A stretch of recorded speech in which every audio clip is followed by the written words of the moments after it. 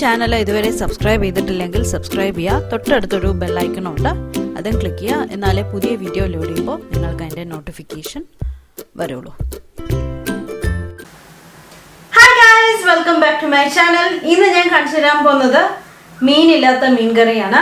അപ്പം വാഴയ്ക്ക വെച്ചിട്ടാണ് ഇത് ചെയ്തിരിക്കുന്നത്. അപ്പം മീനൊക്കെ കിട്ടാൻ പ്രയാസമാണ്.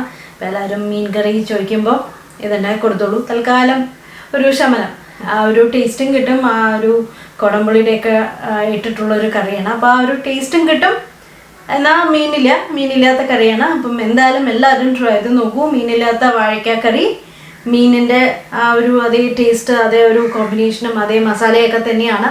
അപ്പം മീനില്ലാന്ന് ഒറ്റ വ്യത്യാസം മാത്രമേ ഉള്ളൂ കേട്ടോ. അപ്പോൾ എന്തായാലും എല്ലാവരും ട്രൈ ചെയ്ത് നോക്കൂ. എന്നിട്ട് അഭിപ്രായം പറയുക. വീഡിയോ ഇഷ്ടമായി കഴിഞ്ഞാൽ ലൈക്ക് ചെയ്യുക, ഫ്രണ്ട്സിനും ഫാമിലിക്കൊക്കെ ഷെയർ ചെയ്യുക. അപ്പോൾ വീഡിയോയിലോട്ട് പോവാം.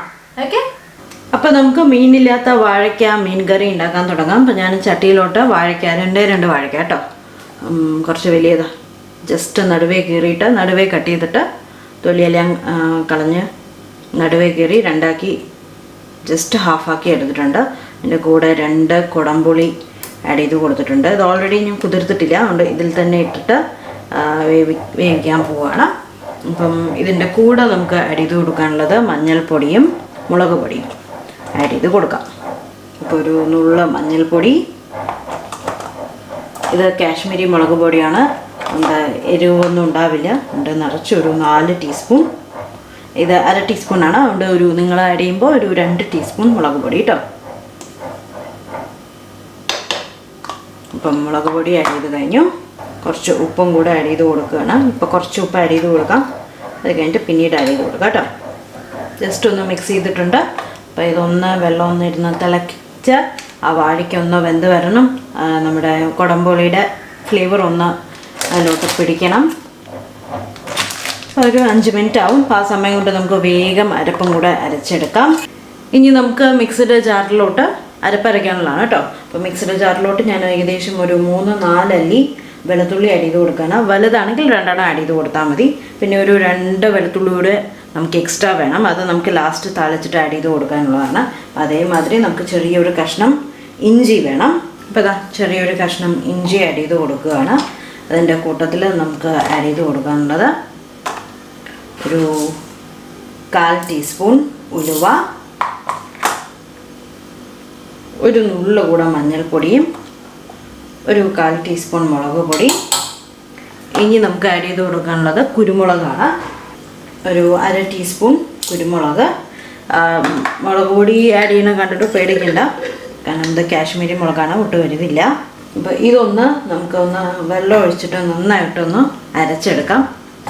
അപ്പോൾ ഒന്ന് അരച്ച ശേഷം ഞാൻ കാണിച്ചു തരാം കേട്ടോ. അപ്പോൾ അരപ്പരച്ച് വെച്ചിട്ടുണ്ട്. ഇതാ ജസ്റ്റ് ഒന്ന് ക്രഷ് ചെയ്തെടുത്തിട്ടുണ്ട്. പിന്നെ നമുക്കിതൊന്ന് ചൂടാക്കി എടുക്കണം.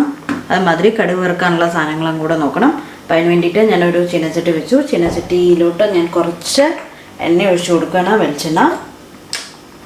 അപ്പോൾ അതാ എണ്ണ ഒഴിച്ചിട്ടുണ്ട്. ഏകദേശം 1-1.5 ടീസ്പൂൺ വെളിച്ചെണ്ണ ഒഴിച്ച് കൊടുത്തിട്ടുണ്ട്. എണ്ണ ചൂടായി. നമുക്ക് ഇനി ഇതിലോട്ട് ഏകദേശം ഒരു 1/4 ടീസ്പൂൺ കടുക്,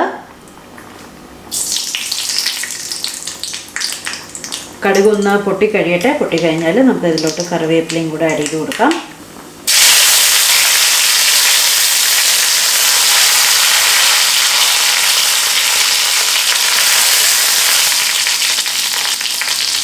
ഇതിൻ്റെ കൂടെ ഞാൻ ആഡ് ചെയ്ത് കൊടുക്കുന്നത്, ഞാനൊരു 4 ചെറിയ ഉള്ളി 4 ആക്കി കട്ട് ചെയ്ത് വെച്ചിട്ടുണ്ട്, അതും കൂടെ ആഡ് ചെയ്ത് കൊടുക്കുകയാണ്.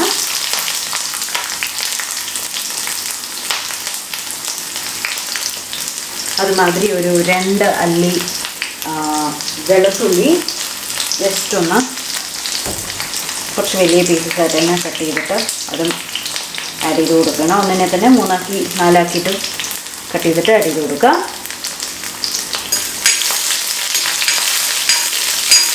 എന്നിട്ടൊരു ലൈറ്റ് ബ്രൗൺ നിറായി വരട്ടെ.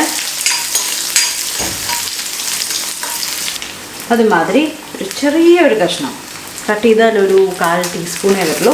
അപ്പോൾ അത്രയും ഒരു 1/4 ടീസ്പൂൺ ഇഞ്ചിയും ഞാനതിൻ്റെ കൂടെ കട്ട് ചെയ്തിട്ട് ആഡ് ചെയ്ത് കൊടുക്കുകയാണ്. കുറച്ച് നീളത്തിൽ തന്നെ കട്ട് ചെയ്തിട്ട് ആഡ് ചെയ്ത് കൊടുക്കുകയാണ് കേട്ടോ.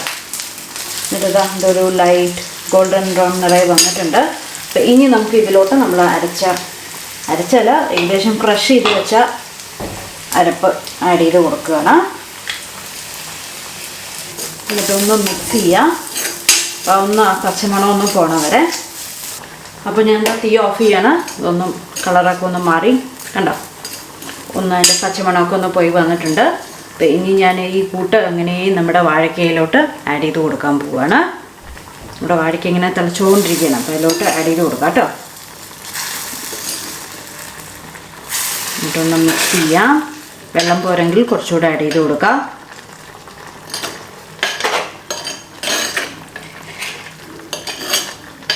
എന്നിട്ട് ഒരു 2 മിനിറ്റ് കൂടെ ഇരുന്ന് തിളക്കട്ടെ. ഇതൊരു 2 മിനിറ്റ് ഇരുന്ന് തിളക്കട്ടെ. ആ ഫ്ലേവറൊക്കെ ഒന്ന് ശരിക്കും കിട്ടാൻ വേണ്ടിയിട്ട്, പിടിക്കാൻ വേണ്ടിയിട്ട്.